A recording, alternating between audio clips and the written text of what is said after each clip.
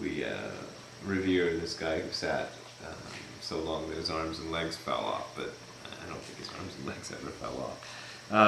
Because your arms and legs wouldn't fall off anyway.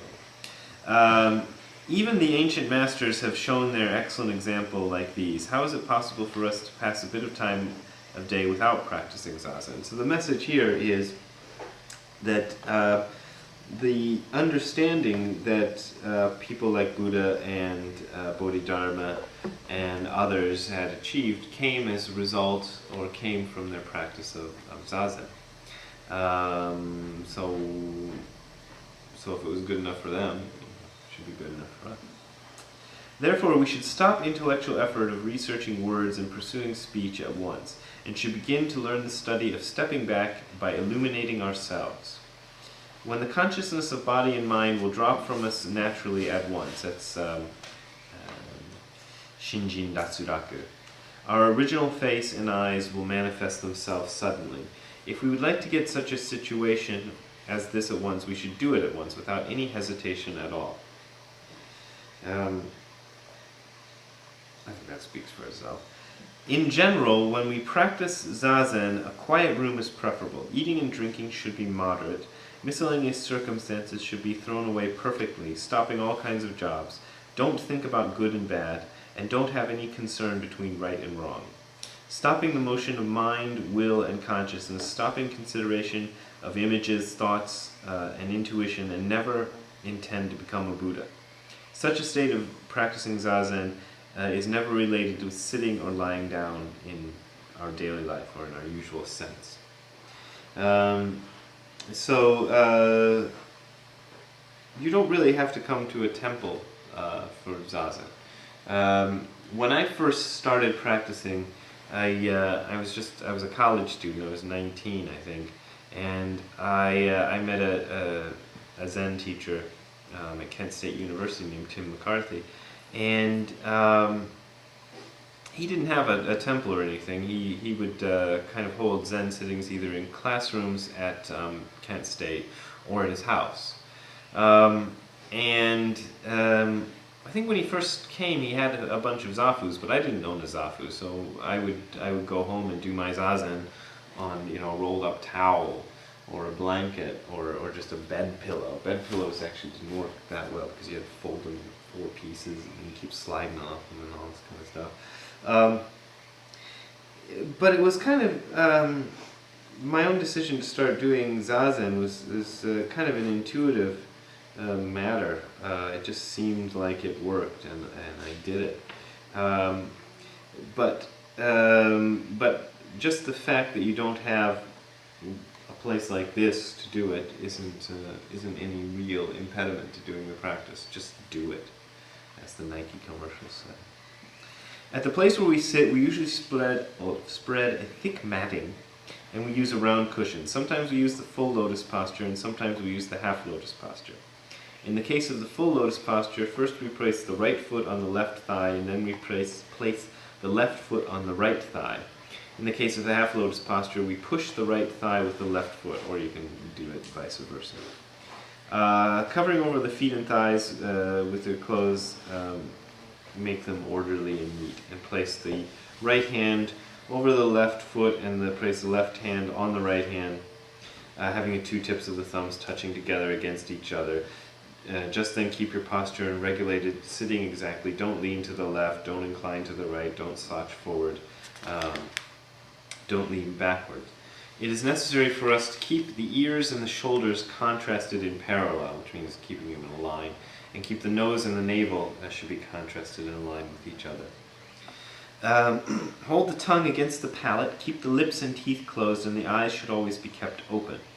Breathe softly through the nose, and after regulating the posture, take a deep breath once and swing the trunk right and left. And sit stably without motion, similar to a mountain, and think the state without thinking. How can we think the state without thinking? It is different from thinking. This is just the summarized method of zazen. What is called zazen can never be so-called learning of Zen, but is just the peaceful and pleasant entrance to Dharma. It is just the fusion of practice and experience to realize the truth perfectly. The rule of the universe has been realized already, and so there's no possibility for net and cage to enter. That's net and cage is just a metaphor for complication, which can capture the practitioner. When we have grasped this meaning already, our situation might be like a dragon which has found water, or a tiger which stands up in front of a mountain, guarding itself with the mountain, or guarding the mountain. We should know the fact that the true universal rules manifest themselves first, and the state of both melancholy and gaiety, I guess choice of words, fall down at once. So whether you're happy or sad, don't matter. Just keep doing the practice. And when we stand up from sitting, we should move the body slowly and gradually. We should stand up peacefully and happily. Never should our getting up be hasty or violent. We've studied since the ancient time that the transcending ordinary people, or the overcoming saints, these are Nishijima Sensei's kind of awkward translations of two Indian words, which they don't really matter that much. They're just categories of people who practice. And dying in zazen and losing life standing still have come from relying upon the power of balance, which has been gotten from zazen. Furthermore, the serious and important changing moment, like the pointing finger of Master Gute, this is Master Gute who supposedly, whenever somebody would ask him about Zen practice, would answer by going. Bringing down poles by Master Ananda, I'm not sure exactly what story that refers to, and the use of the needle by Master Nagarjuna, which is the story where he's supposedly, anyway, it doesn't matter. It's a long story, it doesn't matter. And the clapping block used by Master Manjushri. These are examples of things where people had a moment where they were supposedly enlightened. Or the experience states which are indicated by a whisk, a fist, a staff, or a shout can never be understood at all by mental consideration or intellectual consideration. How is it possible for them to be understood by mystical ability or by the separation between practice and experience? This is another key point in Dogen's philosophy about Zazen, is that there's no separation between practice and experience. The practice is the experience. There is an idea that you do Zazen in order to have some kind of experience, have an enlightenment experience, as they always call it. But Dogen was very much against that idea. The practice and the experience were one and the same. They might be the dignified form out of voice or color. How is it not possible for them to be different from the criteria before knowledge or view? The criteria before knowledge is prajna. Prajna is a Sanskrit word that means before knowledge, pre-knowledge, which isn't some kind of a psychic ability or anything like that. It's the ability that we have before intellect comes into the question, before knowledge occurs.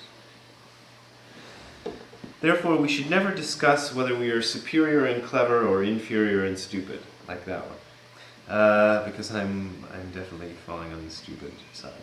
We should never prefer between a clever person and a foolish person. If we make our efforts wholeheartedly, it might be just pursuing the truth.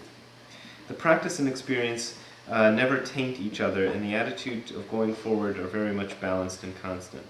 Inside ourselves and outside the external world, or in the western heavens and eastern lands — western heavens means India, eastern lands means here, basically, because Dogen taught in Japan.